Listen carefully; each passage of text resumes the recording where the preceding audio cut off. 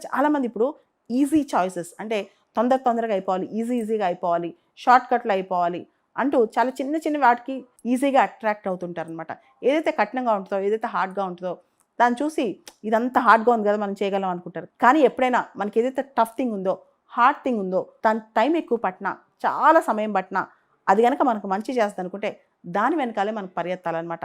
చిన్న వాటికి, చిన్న వ్యామోహాలకి, చిన్న డిస్ట్రాక్షన్స్‌కి మనం లోన్ అవ్వకూడదు.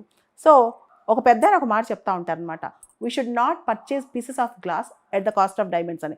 అంటే చాలా మనకు బాగా ప్రయోజనం ఇచ్చేవి, లేదా మనకు బాగా మంచి చేసేవి వదిలేసి చిన్న ఆకర్షణలకెళ్తే ఎందుకంటే ఒక బంగారం కానీ, డైమండ్ కానీ, గాజు ముక్క కానీ ఒకేలాగా వెలుగుతూ ఉంటుందనమాట. పొరపాటున మనకి అందంగా కనిపించిందని గాజు ముక్కలు పట్టుకున్నాం అనుకోండి, అవి చేతుల నుంచి రక్తం వస్తదనమాట. అది తర్వాత తెలుస్తుంది. కాబట్టి ఎప్పుడైనా తాత్కాలికమైన ఆనందాలు, తాత్కాలికంగా షార్ట్ టర్మ్ గెయిన్స్ గురించి ఆలోచించకుండా లాంగ్ టర్మ్‌లో మనకేం బెనిఫిట్ అవుద్ది, అది కష్టమైన, పోరాటమైన ఏది బెనిఫిట్ అవుద్ది అని ఒక్కసారి మన కాన్షియస్‌ని అడగాలి. ఏది షార్ట్ టర్మో, ఏది లాంగ్ టర్మో, ఏది మంచో, ఏది చెడో, ఏది మనతో ఎప్పటికి శాశ్వతంగా ఉంటుందో, ఏది అశాశ్వతంగా ఉంటుందో ఎలా తెలుసుద్ది?